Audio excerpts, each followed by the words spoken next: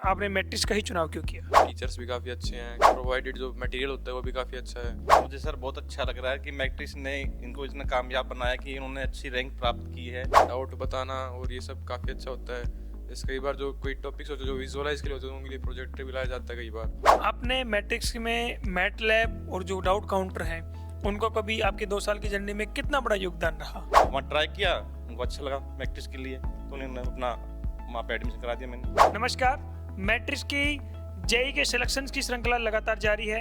इसी कड़ी में आज हम पहुंचे हैं कोटपुतली बहरोड जिले में, यानी कि बहरोड जिले में, और मेरे साथ उपस्थित हैं प्रथम यादव, जिन्होंने कक्षा 12वीं के साथ ही बहुत ही शानदार रैंक हासिल की है और अपना ड्रीम कॉलेज ये लेने जा रहे हैं। तो आज इसकी जो सफलता की जो जर्नी है, कब से इन्होंने तैयारी शुरू की, कब इन्होंने आईआईटी जाने का सपना देखा, वो बहुत सारी बातें करेंगे इसी इंटरव्यू सेशन में।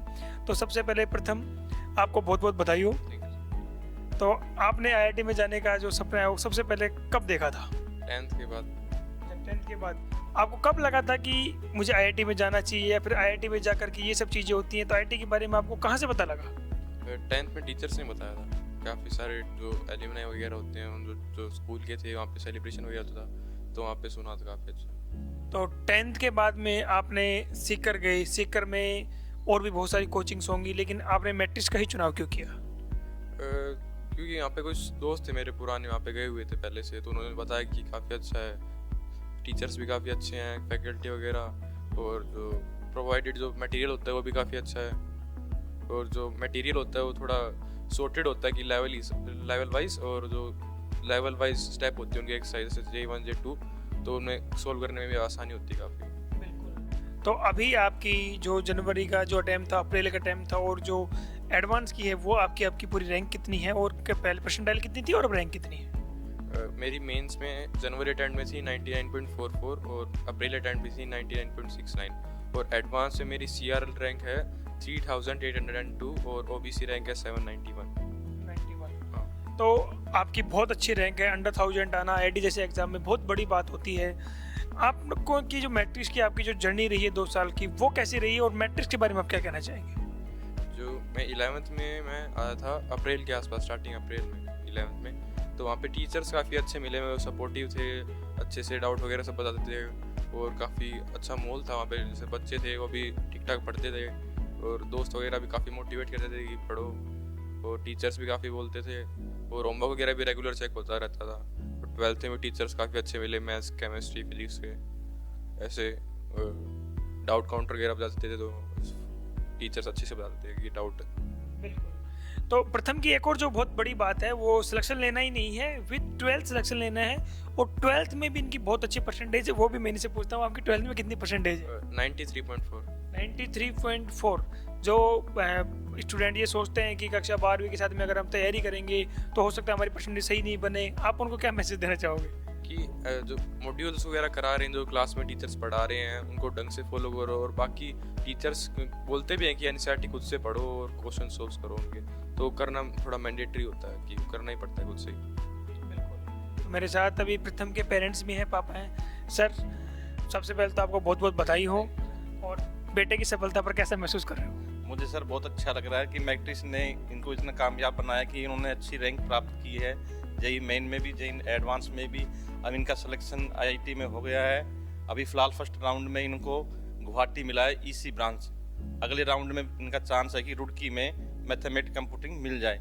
और मैट्रिक्स ने इतना इनका सहयोग किया है कि जैसे बच्चा गया है वहाँ पे इनका माहौल अच्छा मिला, पढ़ाई का अच्छा वातावरण मिला, अच्छा टीचर्स का सब्जेक्ट वाइज अच्छा प्रैक्टिस करवाई इन्होंने, और काफ़ी इन्होंने इतनी सहायता की है कि लग रहा था कि भाई शुरू में स्टार्टिंग में बच्चा निकल जाएगा, और इन्होंने अच्छी किया। और टेस्ट जो ले रहे थे कंटिन्यू मेन के एडवांस में, उसमें मैं रैंक देखता रहता था, उसमें भी काफ़ी रैंक अच्छी आती थी इसकी।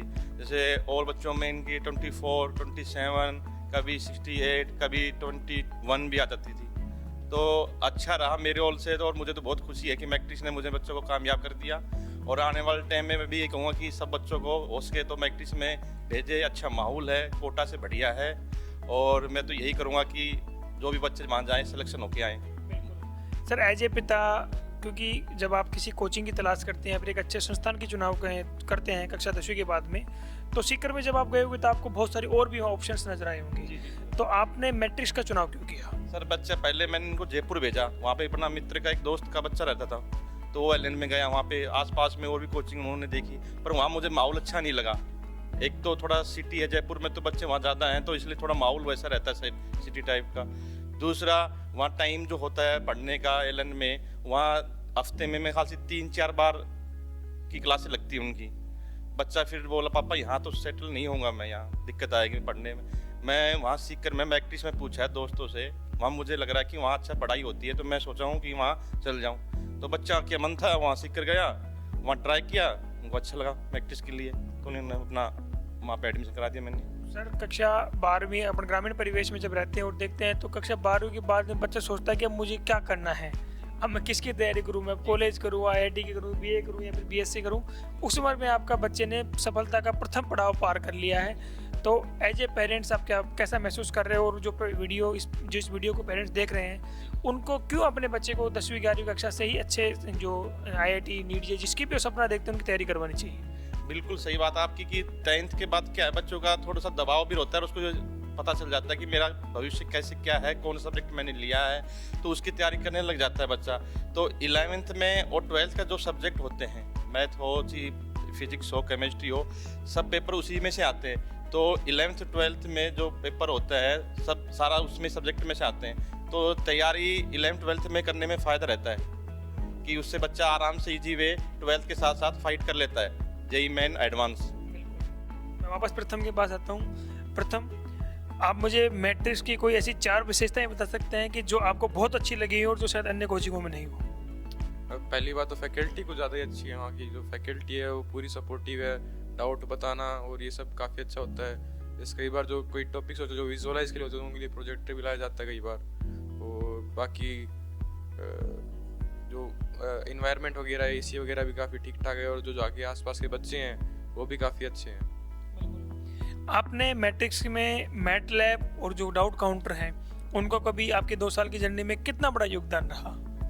मैटलैब तो इससे टेस्ट वगैरह होता था तो तभी जाता था मैं, लेकिन डाउट काउंटर में जाता रहता था कभी कभी। तो आपकी 2 साल की जर्नी के दौरान कई बार आपको ऐसा भी लगा होगा शायद मैं यार कर पाऊँ या नहीं कर पाऊँ, कभी डाउनफॉल आया हो, उस दौरान आपको किसी टीचर ने या फिर वहाँ के सिस्टम ने आपको कैसे सपोर्ट किया? रेगुलरली सेमिनार्स वगैरह होते रहते थे, तो वहाँ पे हो जाता था। जैसे डाउनफॉल आता है तो सेमिनार वगैरह होते रहते हैं रेगुलरली 2-3 महीने में, तो वो मोटिवेट कर देते हैं टीचर्स अपने आप। अगर मैं आपसे 1 मिनट में आपके 24 घंटे का शेड्यूल जानना चाहूँ कि आप 24 घंटे में क्या क्या करते थे, तो आप मुझे बता सकते हैं? हाँ, मैं 5:30 पे उठता था, 5:30 AM पे, फिर वही कोचिंग जाने का टाइम हो जाता था, फिर मैं आता था, फिर मैं या तो आधे घंटे का नैप ले लेता, मैं 1 बजे आता था। कितने बजे आते थे आप? 1 PM आता था मैं, आधे घंटे का 1 घंटे का नैप ले लिया या फिर खाना खा लिया तो 2:30 या 3 PM होता था। फिर उसके बाद मैं पढ़ता रहता था, फिर मैं 6:30 PM के आसपास में मैं छत पे घूमने चला जाता था, फिर मैं 7:20 तक आ जाता था नीचे, फिर पढ़ने लग जाता, फिर मैं खाना खा लेता था 8:30 PM तक, फिर मैं 11 PM तक पढ़ता, फिर मैं सो जाता था। तो आपका ये शेड्यूल रहता था। तो आपके भी हिसाब से एक IIT JEE की जो तैयारी करता है कोई भी विद्यार्थी, उसको कितने घंटे का जो स्टडी रूटीन है, प्लान है, वो बनाना चाहिए? क्लास के अलावा 6 to 7 आवर्स पढ़ना चाहिए। हाँ, जो इस वीडियो को आपके छोटे भाई बहन या फिर मैं कहूँ कि आसपास के जो भी विद्यार्थी देख रहे हैं, आपका उनको क्या मैसेज रहेगा? कि अच्छे से मेहनत करो, मेरे हिसाब से वर्थ इट रहेगा IIT जाना। हाँ। तो आपने जो ड्रीम देखा था वो मैट्रिक्स के साथ आपका पूरा हुआ? हाँ। Okay, thank you and best of luck. Thank you.